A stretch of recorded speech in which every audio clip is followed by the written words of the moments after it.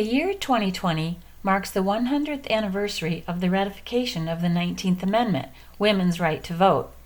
A number of local organizations are celebrating the occasion by highlighting women who have made an impact in history, but who may not be found in history books or whose statues you wouldn't have found anywhere before now.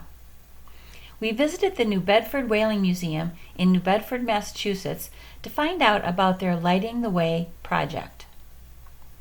We're here this afternoon with Kathy Saunders, and she is in charge of the Lighting the Way project that's sponsored by the Whaling Museum. Thank you for being with us today. Oh, thank you so much for coming out to visit us. Oh, we're having a blast. So tell us about the Lighting the Way project. Sure. The Lighting the Way project is designed to explore and amplify the historical impact of women of the South Coast region through programming and through research. And it was started a couple of years ago by a group of community leaders, activists, nonprofit organizations in New Bedford and across the South Coast who recognized that there were all these untold stories of women and that they needed to be put forefront. And at the core of it is this research that I mentioned. And right now we have 100 women identified. Most of them are up on our website. And these are women who have all deceased, who were educators, abolitionists, mill workers, sister sailors, bakers, you name it, vocations, passions, it runs the whole gamut. And they're fascinating stories. There's some who you probably have heard of, like Hetty Green, the wealthiest woman of her time, but many who you probably have never heard of. So how did you decide which women to pick for this project? It was really a crowdsourced project. So as I said, that coalition of leaders who got together, there were some that they obviously knew, that through their connections, through the few women who do rise to the top in the history books and make it through, but they put out a press release in the newspaper, on social media, and said, who don't we know about? And my understanding, this was before my time, that people sent in, there was my great-grandmother and here are her letters. And did you know about so-and-so who founded this community institution and that she should be honored?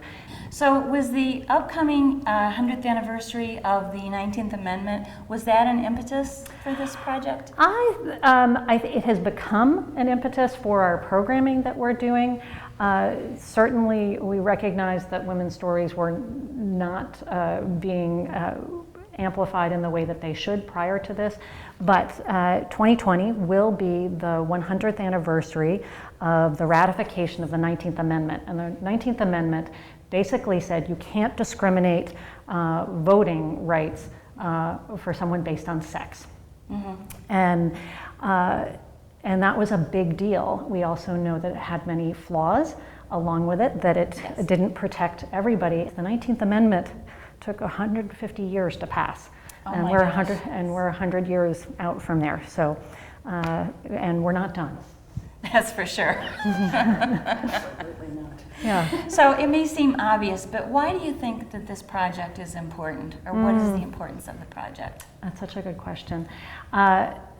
If we don't know the history of women's contributions to our communities, we don't know our histories, then it's incomplete, we're missing out. And we also know that there are so many people who don't see themselves in history, so then they don't see themselves as valuable contributors to our current day society. And we want women of color, immigrants, low-income communities to know the contributions that the people who came before them made. We want everyone to know that the community we live in today was made up of contributions of a diverse array of people, not just that person who made the history book. Right. And we want every young girl to know that she can be a contributor, that her voice counts, her voice matters, and that her vote will count. Yes. One of the, as I said, the research is a really critical part of the Lighting the Way project. And to that end, the New Bedford Whaling Museum created an Emily Bourne Research Fellow position. And Anne O'Leary is our Emily Bourne Research Fellow. And she takes the lead on all the research. She's got some helpers, but she really coordinates it all. So I wanted to ask you about a specific woman that just caught my eye on the website. Yeah. And her name is Harriet Diedrichson. What can you tell me about her? Sure. Well, she's an extraordinary woman. I loved having an opportunity to learn a little more about her. And she passed away just this last year, so she's very fresh in the minds of folks here in New Bedford, particularly those connected with the fishing community. And she was called the matriarch of the New Bedford waterfront. And what I loved reading about her is she was the children of Norwegian immigrants. And came from a fishing family, married into a fishing family, and the family business was not only out fishing but also New Bedford ship supply.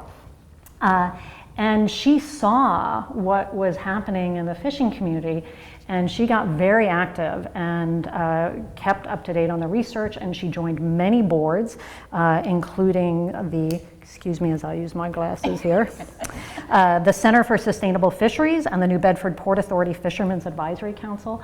And she used that research to work with legislators at the congressional delegation to re-examine fishing regulation to wisely keep fisheries open.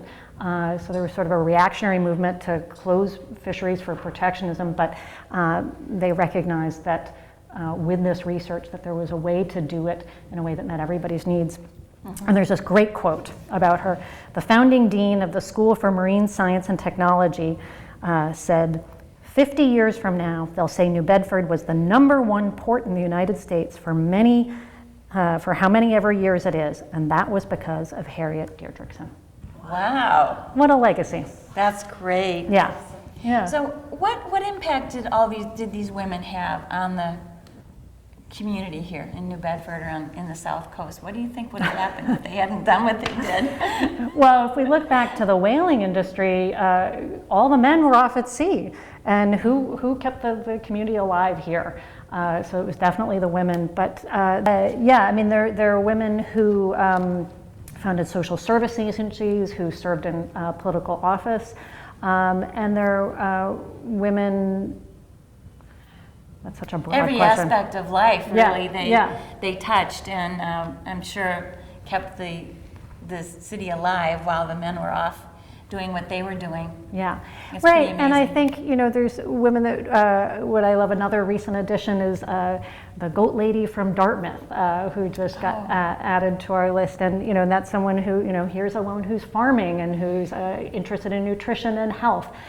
So women contribute to our society in so many ways. You don't just have to be the CEO of a bank to make a difference in your community.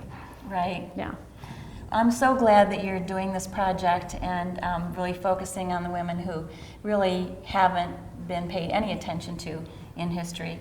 I think it's really important. New Bedford and the South Coast was not a hotbed of the women's suffragist movement, but we do have a couple of women who are connected to that. One of them is Marie Equi. I'd love to tell you a little about her because she's such an interesting character.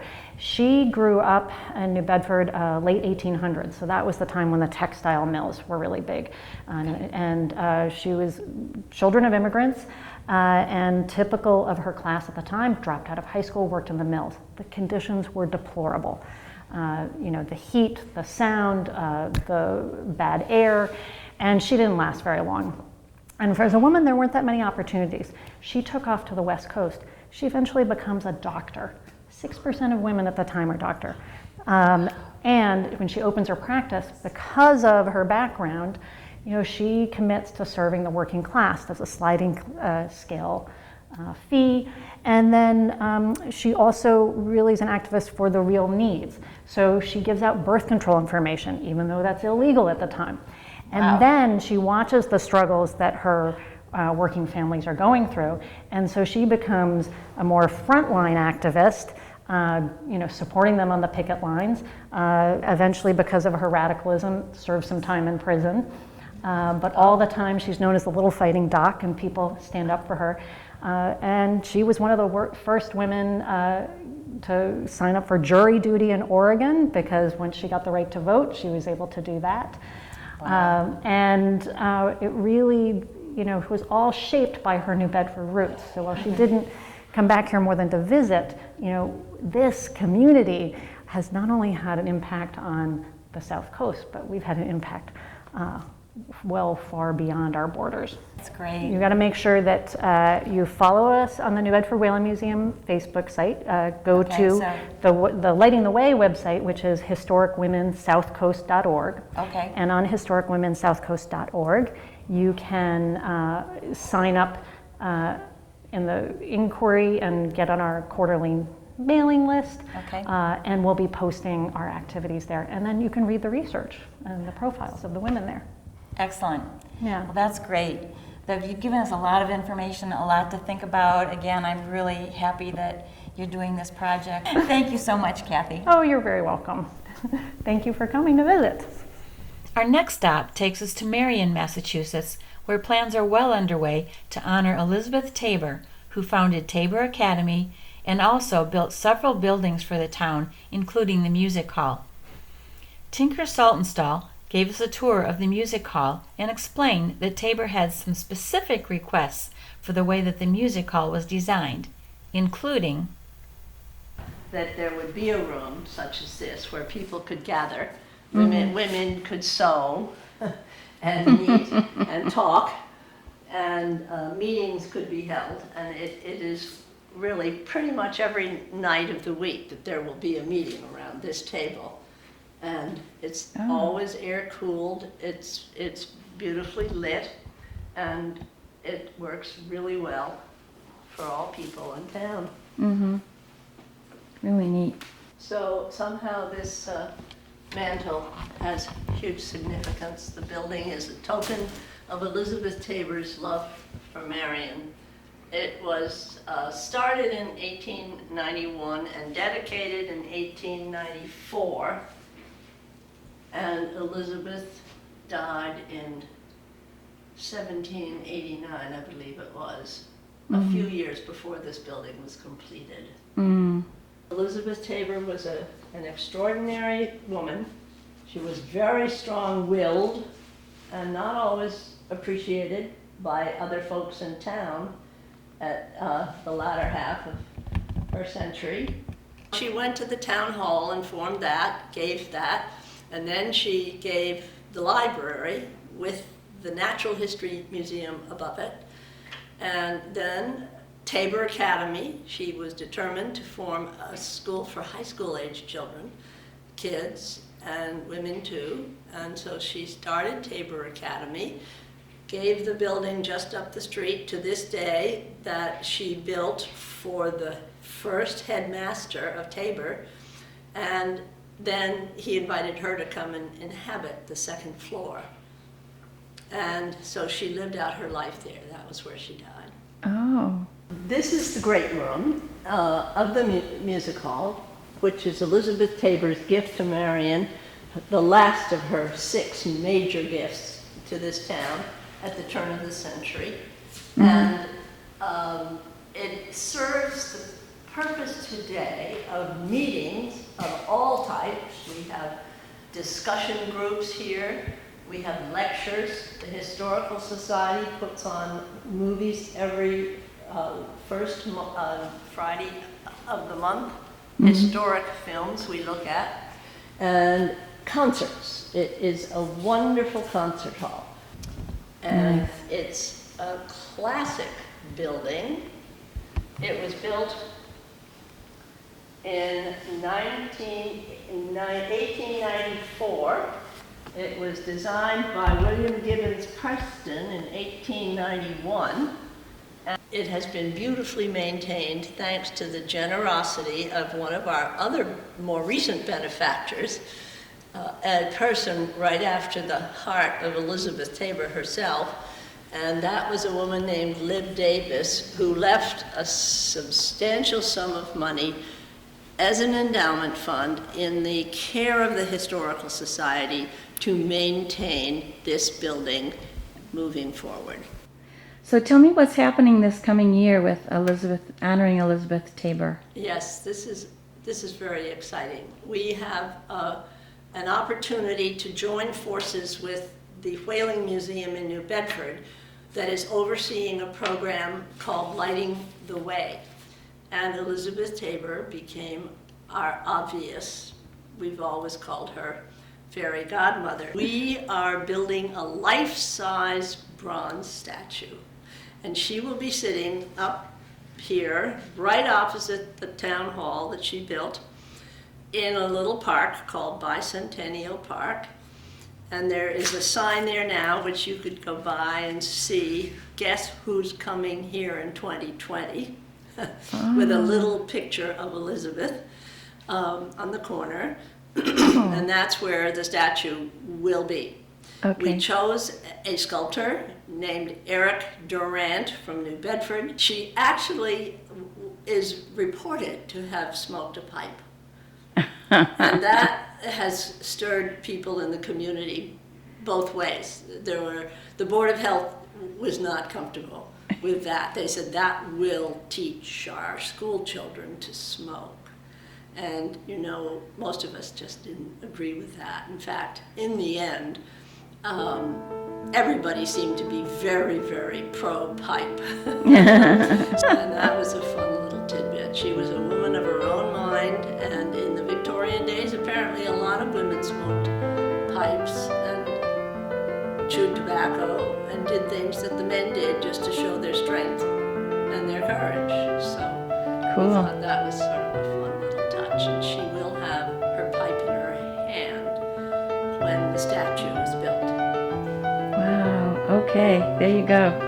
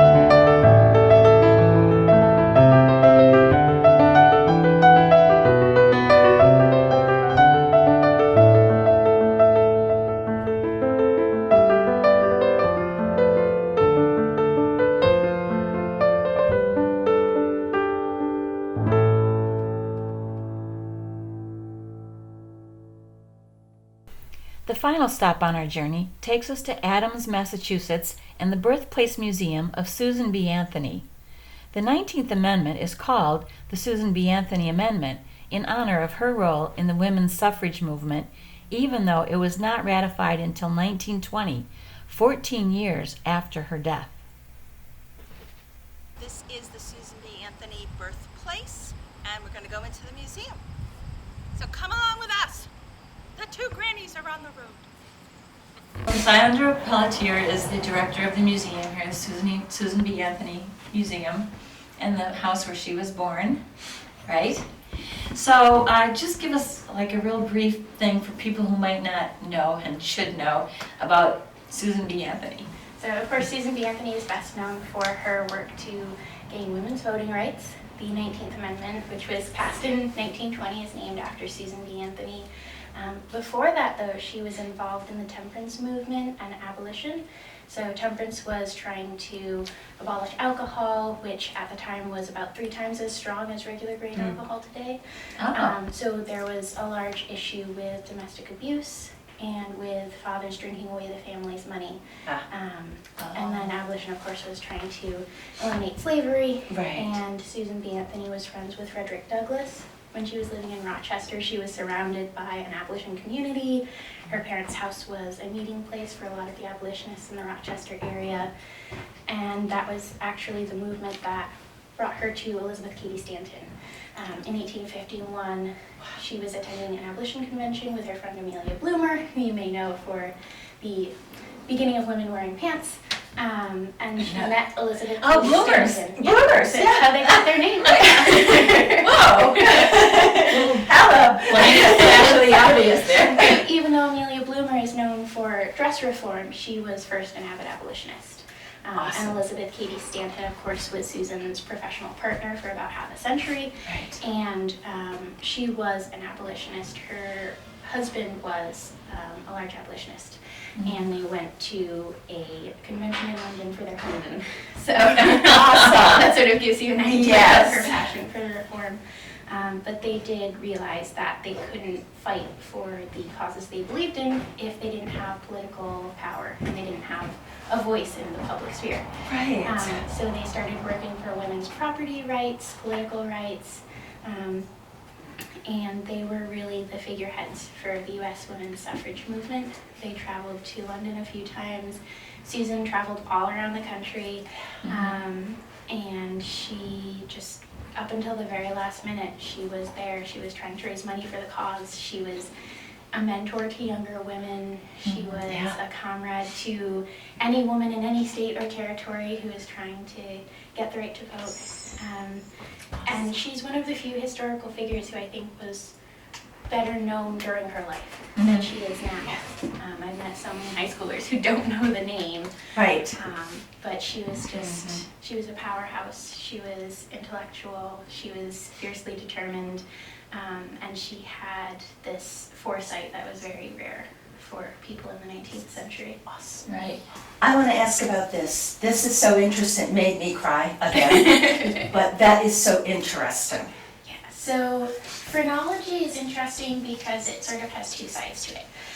The darker side is that it was a pseudoscience of the Victorian era that was used to promote white supremacy, because people were studying the shape and sizes of skulls, and they were finding ways to argue that white men were superior to white women and all other races. And there were actually phrenological journals. So this was an organized study that had publications. And you would see living displays of African Americans and Native Americans at World's Fairs. Their bones ended up as curiosities in university collections. Right. But the innocent side of it was feeding into the spiritualism of the Victorian era, and it was a lot like palm reading.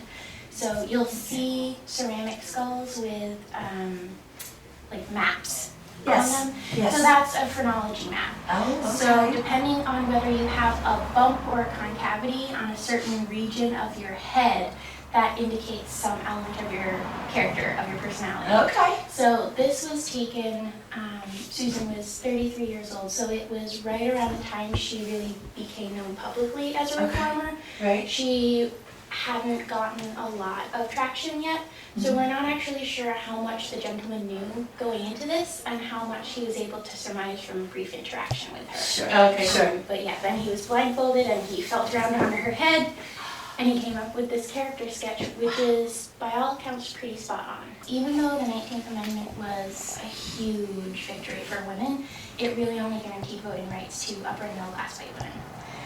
And there were a lot of names that we know today, like Ida B. Wells, who at the time were not particularly welcomed in the movement. So for instance, in the 1913 suffrage parade that Alice Paul organized with Lucy Burns, the women of color were asked to march in a separate detail at the back. And Ida B. Wells did not take kindly to that. There was a lot of censure around the issue within the suffrage movement because there were women who didn't want to march. People were traveling from all over the country to meet in Washington, D.C. Right. And there were groups that pulled out because of the treatment of women of color. But Ida B. Wells sort of hid in the crowd and folded in with her fellow women graduates so that nobody could really tell her not to. Right. But there was a lot of racism and racial tension in the suffrage movement because white women were afraid that having African American and Native American women involved with them would undermine the legitimacy of their cause. And there were questions in some states if all women got the right to vote, that would include African American women, and white supremacy would be overturned. So there are a lot of women who were ignored. there were African American women who went to suffrage coalition meetings and gave really wonderful speeches, and then those speeches were either stricken from the minutes or claimed by white women as their own work. So we've been trying to bring up those stories and bring out the life stories of these women who've been forgotten, often purposefully omitted from the narrative. So for instance, we have a new garden tour that our summer interns put together that commemorates some of these women and some of the women's clubs who had a lot of financial, they lent a lot of financial support to the suffrage movement, but they weren't really talked about in any of the history books. Right. So that's the other side of what we're trying to work on, is reminding people that it took at least 40 years for women who were not white to actually be guaranteed the right to vote federally because of poll taxes and literacy tests and gerrymandering and the fact that Native Americans were not considered U.S. citizens when the 19th Amendment passed. And Chinese immigrants were not considered citizens until much later. So we feel like there's a lot more work to be done that needs to surpass this 100th anniversary. Absolutely. That's true. Yeah. There's still work that needs to be done. Absolutely. Like so much work, but this is wonderful. What this is, I mean, it's just fabulous. So, Thank you so much for showing us the museum and telling us the history of Susan B. Anthony. yes, and letting us come in here and cry. You know, I've seen a lot of really wonderful emotions. I mean, it's the same thing at the Emily Dickinson House too, just being in the space, and Yes. that's part of the reason why physical museums are still really important, because you can't get that emotional connection From an story icon. online. Yeah. Right. You can't. You can't. You just Absolutely. feel the presence and the love here. So, thank you. Okay, before Thank you very much. Local newspapers in Rochester. So this is her study in the upstairs of the Madison House. Okay. And she only agreed to have her photo taken if she could set out photographs of the other women who'd worked for the cause. Wow. Oh my God. Wow. I love Elizabeth Tabor.